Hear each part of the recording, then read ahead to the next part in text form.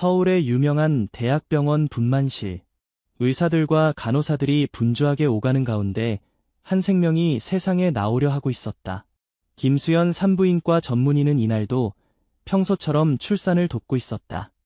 그녀의 경력 15년 동안 수천 명의 아기를 받아냈지만 오늘의 출산이 그녀의 인생을 완전히 바꿔놓을 줄은 몰랐다. 힘내세요. 이제 거의 다 왔어요. 수연 의사가 산모에게 말했다. 젊은 부부 이민호와 박지연은 첫 아이를 기다리며 설렘과 긴장감에 휩싸여 있었다. 지연은 마지막 힘을 내어 아기를 밀어냈고 드디어 작은 울음소리가 병실 안을 가득 채웠다. 축하합니다. 예쁜 딸입니다. 수연 의사가 미소를 지으며 말했다. 민호는 눈물을 흘리며 지연의 손을 꼭 잡았다. 그들은 아이의 이름을 이서연이라고 지었다. 모든 것이 완벽해 보였다. 서연이는 건강한 모습으로 3.2kg의 체중으로 태어났고 첫 검진에서도 특별한 이상은 발견되지 않았다.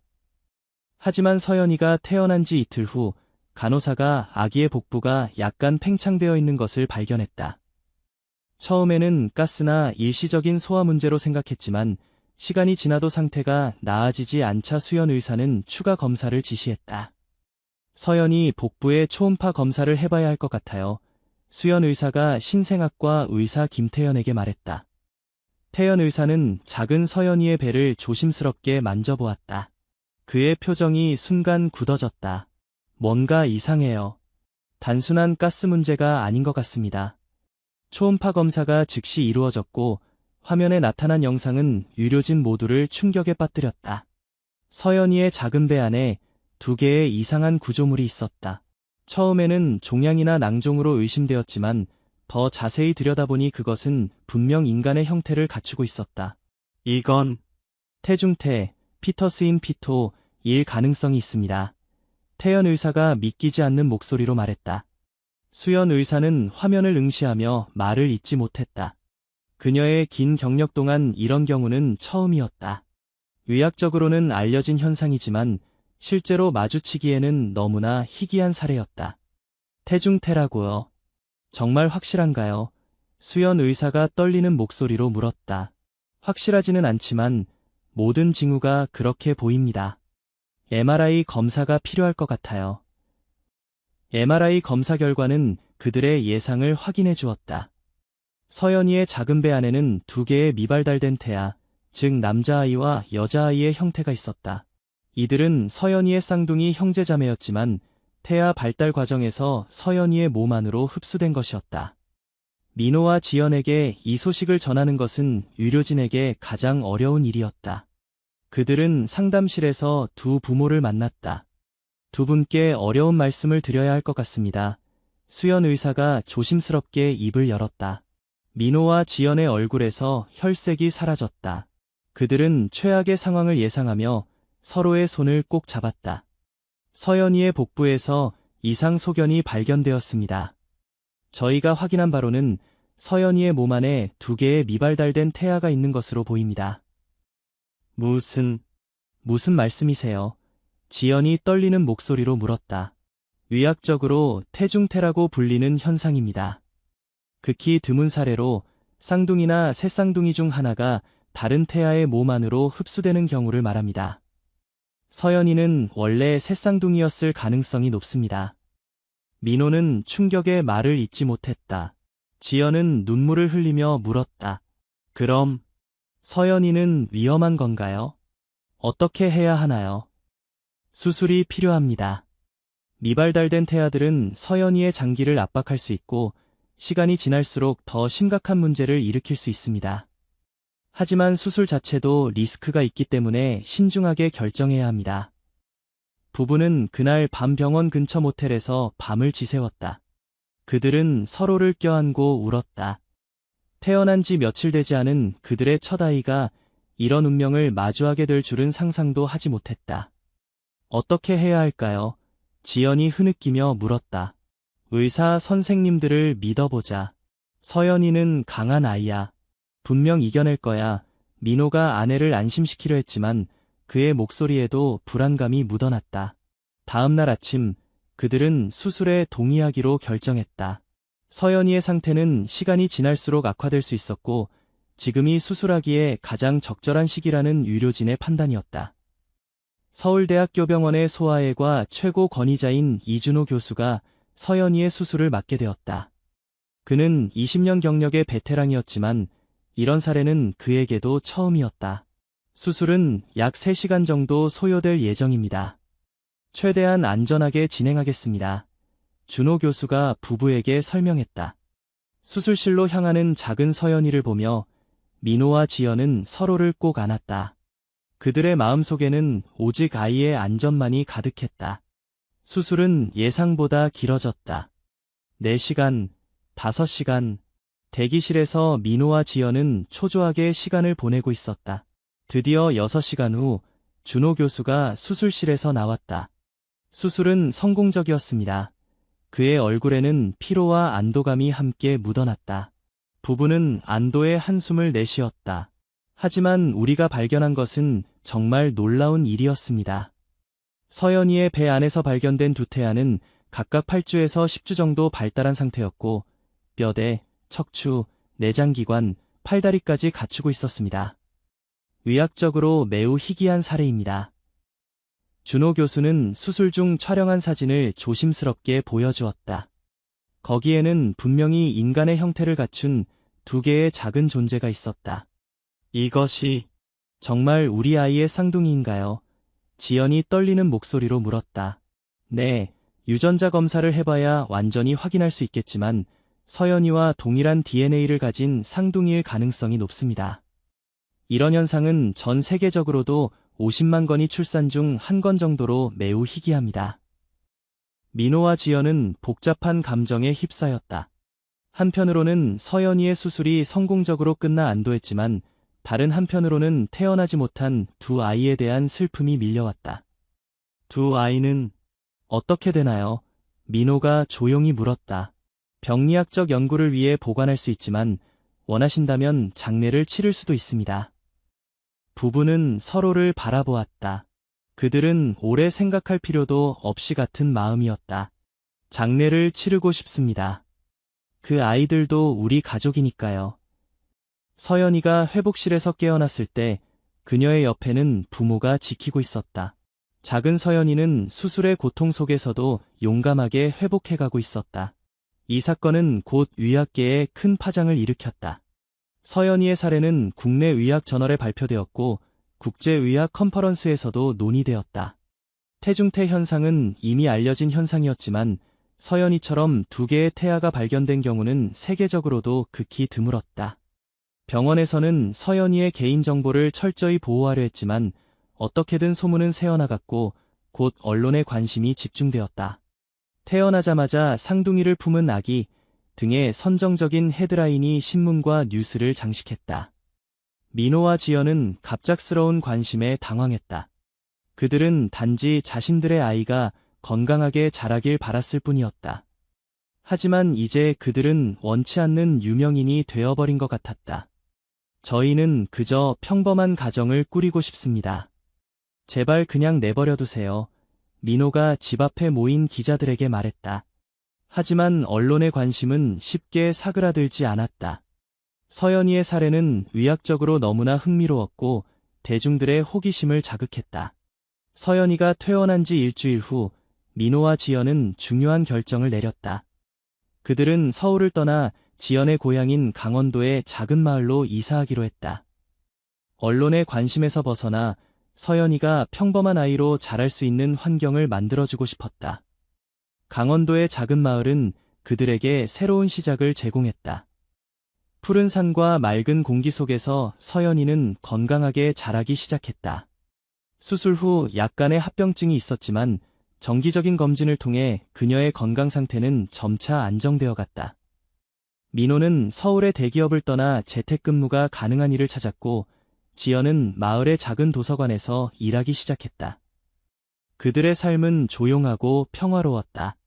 하지만 서연이의 특별한 탄생에 관한 이야기는 그들을 계속 따라다녔다. 서연이가 3살이 되었을 때 한 유명 의학 다큐멘터리 제작팀이 그들에게 연락해왔다. 그들은 희귀 의학 사례에 관한 다큐멘터리를 만들고 있었고 서연이의 이야기를 포함시키고 싶어 했다. 우리는 단지 의학적 관점에서 이 사례를 다루고 싶습니다. 당신 가족의 개인정보는 철저히 보호될 것입니다. 제작팀의 PD가 말했다. 민호와 지연은 고민에 빠졌다. 그들은 여전히 언론의 관심을 원치 않았지만 한편으로는 서연이의 사례가 의학 발전에 기여할 수 있다는 생각도 들었다. 당신들의 경험이 다른 가족들에게 도움이 될 수 있습니다. 비슷한 상황에 처한 부모들에게 희망과 용기를 줄 수 있어요. PD는 덧붙였다. 긴 논의 끝에 부부는 조건부로 동의했다. 그들은 가족의 실명과 얼굴이 공개되지 않는다는 조건하에 인터뷰에 응하기로 했다. 다큐멘터리는 몇 개월 후 방영되었고 예상대로 큰 반향을 일으켰다. 태중태 현상에 대한 대중의 인식이 높아졌고 서연이의 사례는 의학 교육에서 중요한 예시로 사용되기 시작했다. 하지만 다큐멘터리 방영 이후 예상치 못한 일이 벌어졌다. 민호와 지연은 전 세계에서 비슷한 경험을 한 부모들로부터 연락을 받기 시작했다. 그들은 위로와 격려의 메시지를 받았고 점차 작은 온라인 커뮤니티가 형성되었다. 우리 아이도 비슷한 경험을 했어요. 당신들의 이야기가 우리에게 큰 위로가 되었습니다. 미국에서 온 메시지였다. 저희는 태중태 현상으로 아이를 잃었습니다. 하지만 당신들의 이야기를 듣고 용기를 얻었어요. 또 다른 메시지가 일본에서 도착했다. 민호와 지연은 이런 메시지들에 감동받았다.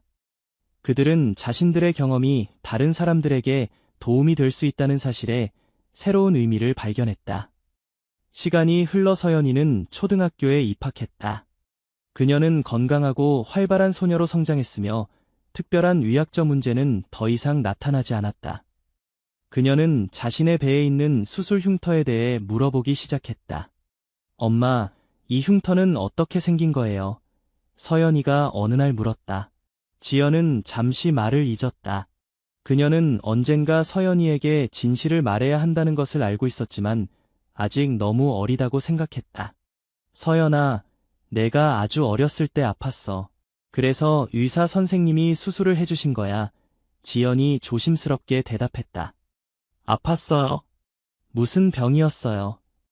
그건 내가 조금 더 크면 자세히 이야기해 줄게. 지금은 그냥 우리 서연이가 아주 특별한 아이라는 것만 알아두렴. 서연이는 더 이상 묻지 않았지만 그녀의 호기심은 커져갔다. 그녀는 종종 자신의 흉터를 보며 생각에 잠기곤 했다. 서연이가 10살이 되었을 때 민호와 지연은 그녀에게 진실을 말해주기로 결정했다. 그들은 서연이가 이제 어느 정도 이해할 수 있는 나이가 되었다고 판단했다. 가족이 함께 저녁 식사를 마친 후 민호가 조심스럽게 말을 꺼냈다. 서연아, 내 배에 있는 흉터에 대해 이야기해 줄게. 서연이는 호기심 어린 눈으로 아빠를 바라보았다.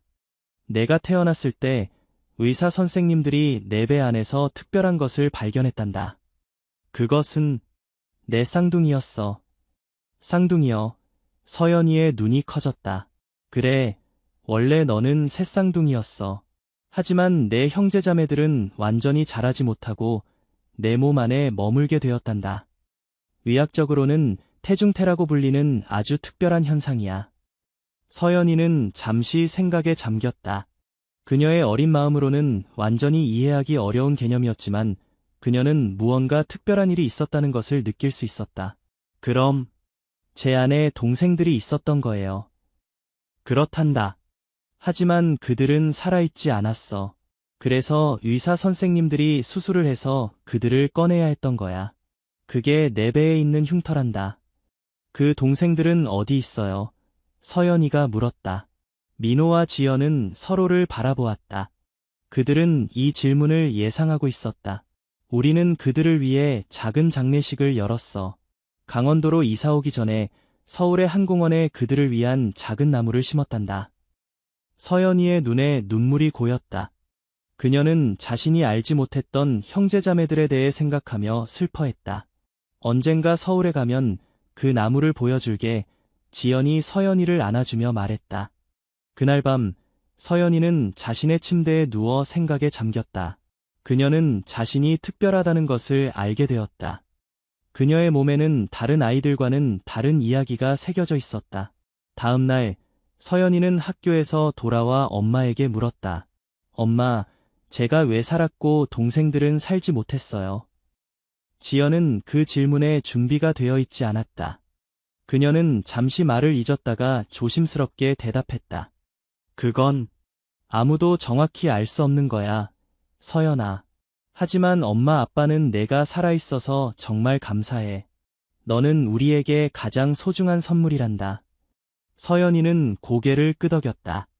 그녀는 어린 나이에도 불구하고 생명의 소중함과 운명의 신비에 대해 생각하기 시작했다. 시간이 흘러 서연이는 중학생이 되었다. 그녀는 과학, 특히 생물학에 큰 관심을 보였다. 그녀는 인체의 신비에 매료되었고 의학에 관한 책을 찾아 읽기 시작했다. 그녀의 부모는 그녀의 관심사를 적극적으로 지원했다. 어느 날 서연이는 학교 과학 시간에 인간 발달에 대해 배웠다.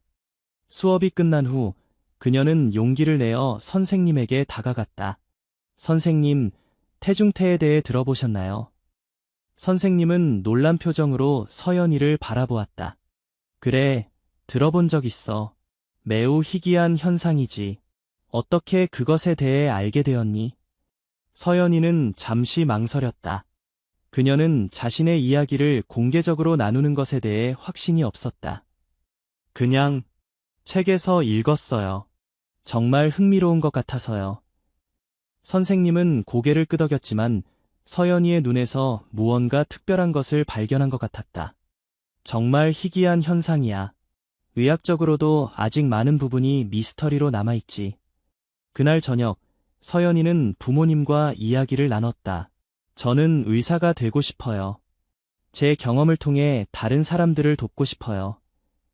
민호와 지연은 자랑스러운 표정으로 딸을 바라보았다. 그래, 서연아. 내가 원하는 것을 이룰 수 있도록 우리가 항상 응원할게, 민호가 말했다. 서연이의 결심은 더욱 굳어졌다. 그녀는 자신의 경험이 단순한 의학적 사례가 아니라 다른 사람들을 돕는 계기가 될 수 있다고 믿었다. 중학교를 마치고 고등학교에 진학한 서연이는 더욱 열심히 공부했다. 그녀는 생물학 올림피아드에서 좋은 성적을 거두었고 학교 과학 동아리의 회장이 되었다. 그녀의 꿈은 서울대학교 의과대학에 진학하는 것이었다. 서연이가 17살이 되었을 때 그녀는 태중태에 관한 연구 논문을 읽기 시작했다. 그녀는 자신의 사례가 의학 저널에 발표되었다는 것을 알고 있었고 그 논문을 찾아보기로 결심했다. 도서관에서 의학 데이터베이스를 검색하던 중 서연이는 자신의 사례에 관한 논문을 발견했다. 한국에서 발견된 이중 태중태 사례, 임상적 고찰이라는 제목의 논문이었다. 서연이는 떨리는 손으로 논문을 읽기 시작했다. 그녀의 이름은 언급되지 않았지만 모든 세부 사항이 그녀의 이야기를 가리키고 있었다. 논문에는 수술 사진과 의학적 분석이 포함되어 있었다. 세계적으로도 매우 희귀한 사례로 신생아의 복강 내에서 발견된 2개의 태중태는 각각 남성과 여성의 특징을 보였으며 척추, 사지, 내장 기관의 초기 발달 단계를 나타냈다. 서연이는 자신이 얼마나 특별한 의학적 사례였는지 처음으로 완전히 이해하게 되었다. 그녀는 집에 돌아와 부모님에게 논문에 대해 이야기했다. 저는 제 사례에 관한 논문을 찾았어요. 서연이가 조용히 말했다. 민호와 지연은 놀란 표정으로 서로를 바라보았다. 어떻게 찾았니? 민호가 물었다. 도서관에서 의학 데이터베이스를 검색했어요. 제 이름은 없었지만 그게 저라는 걸 알 수 있었어요. 지연은 한숨을 내쉬며 딸의 손을 잡았다. 언젠가는 내가 찾아볼 거라고 생각했어. 이제 어떤 생각이 드니? 서연이는 잠시 생각에 잠겼다. 저는 제가 의학적으로 중요한 사례라는 게 신기해요. 제 경험이 의학 발전에 도움이 된다는 게 기뻐요. 하지만 동시에 제 안에 있었던 쌍둥이들이 더 생생하게 느껴져요. 민호는 딸의 어깨에 손을 얹었다. 서연아, 내 경험은 정말 특별해. 하지만 그것이 너를 정의하지는 않아. 너는 그저 서연이야. 우리의 소중한 딸이고 내가 되고 싶은 어떤 사람이든 될 수 있어. 서연이는 고개를 끄덕였다. 그녀는 자신의 특별한 출생이 자신의 정체성의 일부이지만 그것만이 전부는 아니라는 것을 이해했다. 다음 날 서연이는 용기를 내어 생물 선생님에게 진실을 말했다. 선생님, 사실 제가 태중태를 경험한 사람이에요. 제가 태어났을 때 제 배 안에 2명의 쌍둥이가 있었어요. 선생님은 놀라움을 감추지 못했다. 서연아, 정말 그런 경험을 했다니 믿기 어렵구나. 네, 저도 최근에야 그에 관한 의학 논문을 읽었어요. 그래서 저는 의사가 되어서 희귀 질환을 연구하고 싶어요. 선생님은 감동한 표정으로 서연이를 바라보았다. 정말 대단한 목표구나. 내 경험이 다른 사람들을 도울 수 있는 원동력이 될 수 있어. 내가 도울 일이 있으면 언제든지 말해. 그 대화 이후 서연이는 자신의 이야기를 더 당당하게 받아들이기 시작했다. 그녀는 자신의 경험이 부끄러운 것이 아니라 오히려 특별한 사명을 부여받은 것이라고 생각하게 되었다. 고등학교 3학년 대학 입시를 앞둔 서연이는 서울대학교 의과대학에 지원했다. 그녀는 자기소개서에 자신의 경험을 솔직하게 적었다. 저는 태어날 때부터 의학의 미스터리와 연결되어 있었습니다. 태중태라는 희귀한 현상을 직접 경험한 사람으로서 저는 의학이 아직 완전히 이해하지 못한 많은 현상들을 연구하고 싶습니다. 제 몸에 새겨진 흉터는 단순한 상처가 아니라 제 사명의 증표입니다.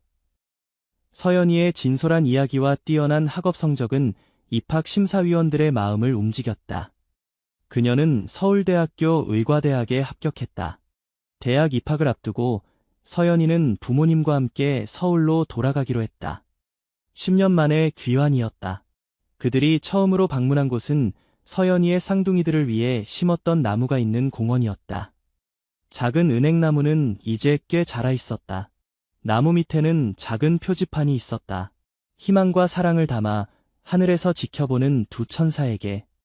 서연이는 나무 앞에 무릎을 꿇고 조용히 말했다. 안녕, 나는 서연이야. 너희 누나.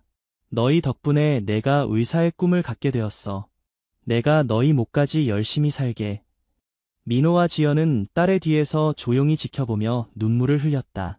그들은 서연이가 자신의 과거를 받아들이고 그것을 자신의 미래를 위한 원동력으로 삼는 모습에 감동받았다. 서울대학교 의과대학에서의 생활은 서연이에게 새로운 도전이었다. 그녀는 해부학, 생리학, 병리학 등 다양한 의학 분야를 열정적으로 공부했다. 그녀는 특히 발생학과 태아 발달에 관한 수업에 큰 관심을 보였다.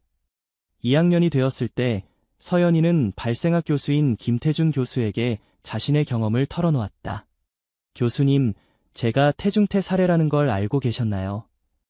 태준 교수는 놀란 표정을 지었다. 아니, 몰랐어. 하지만 그런 경험을 한 학생이 내 수업을 듣고 있다니 정말 놀랍구나.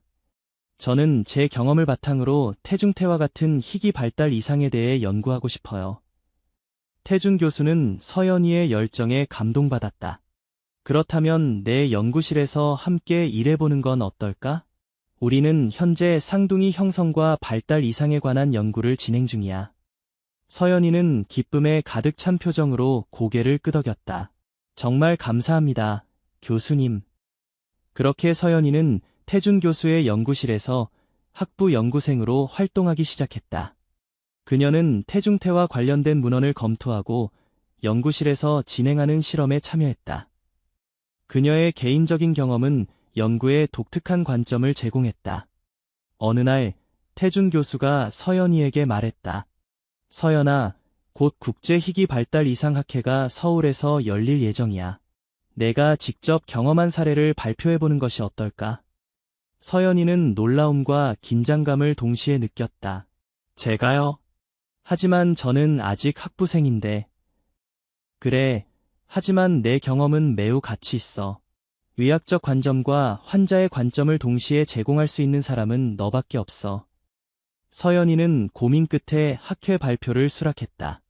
그녀는 자신의 의학적 사례와 개인적 경험, 그리고 그것이 자신의 인생과 의학에 대한 시각에 미친 영향에 대해 발표를 준비했다. 학회 당일 서연이는 수많은 국내외 의학자들 앞에서 발표를 시작했다. 안녕하세요. 저는 서울대학교 의과대학 학생 이서연입니다. 저는 오늘 매우 독특한 관점에서 태중태 현상에 대해 이야기하고자 합니다. 환자이자 연구자로서의 관점입니다. 청중들 사이에서 작은 소란이 일었다. 서연이는 깊게 숨을 들이마시고 계속했다. 저는 태어났을 때 제 복부에서 2개의 태중태가 발견되었습니다. 제 쌍둥이였을 2 생명체가 제 몸 안에 있었던 것이죠. 그녀는 자신의 의학적 사례에 대한 상세한 설명과 함께 그것이 자신의 삶과 가족에게 미친 영향, 그리고 그로 인해 의사가 되기로 결심한 이야기를 나누었다. 의학은 단순히 질병과 증상을 다루는 것이 아닙니다. 그것은 사람과 그들의 이야기를 다루는 것입니다. 제 경험은 저에게 환자의 관점에서 의학을 바라볼 수 있는 특별한 기회를 주었습니다. 서연이의 발표가 끝나자 청중들은 기립 박수를 보냈다. 많은 의사들과 연구자들이 그녀에게 질문을 하고 싶어 했다. 그녀의 발표는 학회의 하이라이트가 되었다. 발표 후 한 노년의 의사가 서연이에게 다가왔다. 안녕하세요. 저는 이준호입니다. 서연이는 그 이름을 듣자마자 놀랐다. 이준호는 그녀의 수술을 집도했던 의사였다. 준호 선생님, 저를 기억하세요. 준호 교수는 미소를 지었다. 물론이지. 내가 이렇게 훌륭한 의대생이 될 줄은 상상도 못했어. 내 발표를 듣고 정말 감동받았단다. 서연이는 눈물이 그렁그렁한 채로 말했다. 선생님의 수술 덕분에 제가 여기 있을 수 있어요. 정말 감사합니다. 준호 교수는 서연이의 손을 꼭 잡았다. 아니야, 내 의지와 용기가 너를 여기까지 이끌었어. 내가 앞으로 많은 환자들에게 희망이 되어줄 거라고 믿는다. 그날 저녁, 서연이는 부모님과 함께 저녁 식사를 하며 그날의 경험을 나누었다. 저는 오늘 제 수술을 집도했던 준호 선생님을 만났어요. 그분이 저를 기억하고 계셨어요. 민호와 지연은 놀란 표정을 지었다. 정말, 그분이 학교에 오셨던 거니? 민호가 물었다. 네, 그분은 제 발표를 들으셨대요. 그리고 제가 의사가 되고자 하는 걸 정말 자랑스러워 하셨어요. 지연은 감동의 눈물을 흘렸다. 내가 이렇게 성장할 줄은 몰랐어. 우리는 내가 정말 자랑스러워. 서연이는 미소를 지었다. 엄마, 아빠, 제가 여기까지 올 수 있었던 건 모두 2분 덕분이에요. 저를 끝까지 믿고 지원해 주셔서 감사해요. 학회 발표 이후 서연이의 이야기는 의학계에서 더 널리 알려졌다. 그녀는 의학저널에 자신의 경험과 관점에 대한 논문을 발표할 기회를 얻었고 여러 의과대학에서 강연 요청을 받기 시작했다. 서연이는 의대 생활을 성공적으로 마치고 소아외과 전문의의 길을 선택했다. 그녀는 특히 태아 발달 이상과 희귀 질환을 전문으로 하고자 했다. 레지던트 과정에서 그녀는 자신과 비슷한 경험을 한 아이들과 그 가족들을 만나게 되었다. 어느 날 서연이는 태중태 현상으로 태어난 5살 소녀 민지를 담당하게 되었다. 민지의 부모는 불안과 두려움에 휩싸여 있었다. 우리 아이가 정상적인 삶을 살 수 있을까요? 민지의 어머니가 떨리는 목소리로 물었다. 서연이는 따뜻한 미소를 지으며 대답했다. 네, 물론이죠.